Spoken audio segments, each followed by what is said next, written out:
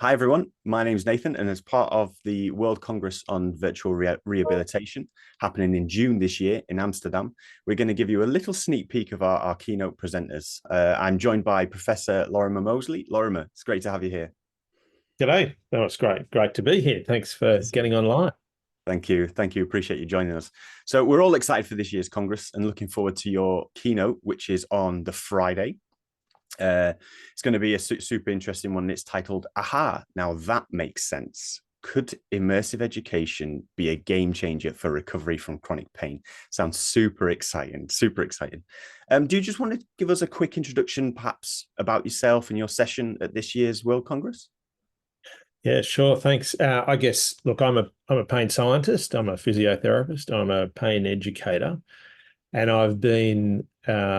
I guess I've been pursuing better ways to bring an understanding of how pain works to people in a way that enables them and empowers them to adopt a recovery mindset and pursue recovery. So that was a pretty scandalous thing to say 20 years ago. But as we've sort of gone through, 2 decades of understanding consumer perspectives, recovered consumer perspectives on what they did to recover, what they needed to learn, lots of interactions with people with different disciplines and marketing and messaging experts, and we've got to a stage, I think, that is so exciting, that is, I think, giving very clear evidence that when we are successful in helping people shift their understanding of what's the problem here when it comes to their chronic pain, what's the problem? If we can shift their understanding of that via a shift in understanding how pain works and what you can do about it, then long-term outcomes are truly excellent. Like recovery is on the table for many people with even very, very long-standing chronic pain. So, it was a provocative title, but it's a quote from someone who I've done my best to bring that understanding to through skills and understanding and expertise that I've developed over 30 years. And then when they put on the VR goggles and they experience it, they feel it, and they have this embodied conceptual journey, and they take it off. Right. Now that makes sense. Initially it was a bit wounding, because I thought, well, hang on, I'm a good explained painter. And yet, we're getting achievement of learning objectives that are 50 to 60% more likely to occur. That's a game changer. I think it's a game changer. Early days, really early days. And I think we should always dance to the data. But as the data are starting to filter in, I'm starting to dance. I think it's great. Fantastic. Yeah, absolutely. We try our best, right? And so, what was it that, or how have you developed an enthusiasm for we say XR, VR, AR, mixed reality? How have you developed an enthusiasm for XR for pain education, and kind of what excites you most about it? Well, I only really developed the enthusiasm through people who have been driving this change. I haven't been driving that technology or that application. Over the last 15 years, I've had 26 people come to me saying, we're doing an XR for pain education. Want to have a look? Want to get involved? And I've had a look, and I've decided not to be involved. And the 27th one, I had a look at and listened really to how they were going about it and what they'd identified as the gaps in the current strategies we have and the resource sets that we have, and told me what they wanted to do about it.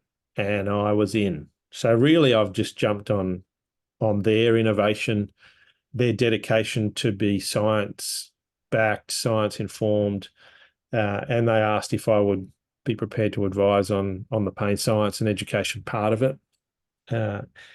And yeah, it's been terrific. But I'm certainly not at the helm of it. I'm really taking I'm taking a research perspective on it.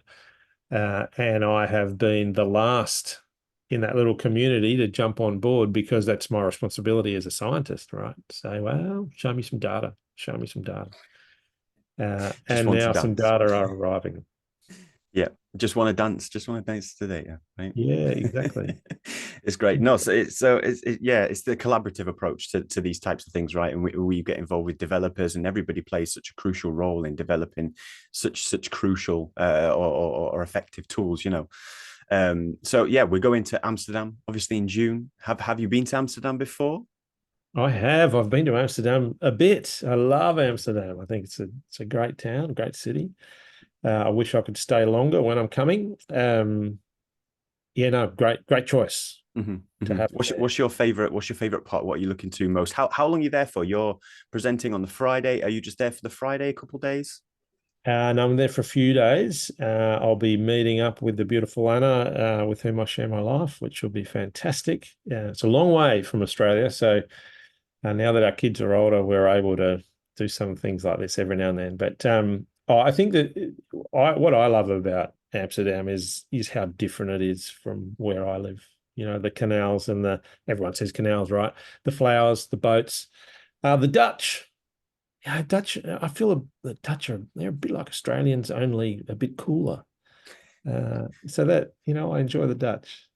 It's brave saying that they're cooler. They are absolutely. It's a fantastic place. We're really fortunate for Amsterdam to play host to this year's Congress. So there we have it, people. You know, if the exciting keynote session, the provocative keynote session isn't enough, then Amsterdam itself surely should be. So thank you so much, Lorimer, for joining us today. Really appreciate it. Hopefully that's given people much more of an indication or motivation to come along to the Congress this year. And we look forward to seeing you in Amsterdam at the Congress in June. Thanks, Nathan. I mean, you didn't ask me to say anything, but I think the real benefit of meetings like this is to get people in the room together, so you have a bit of data to discuss and content to discuss, and that's why these conferences are so powerful. So, yeah, I'm really looking forward to it personally. Absolutely. Great stuff.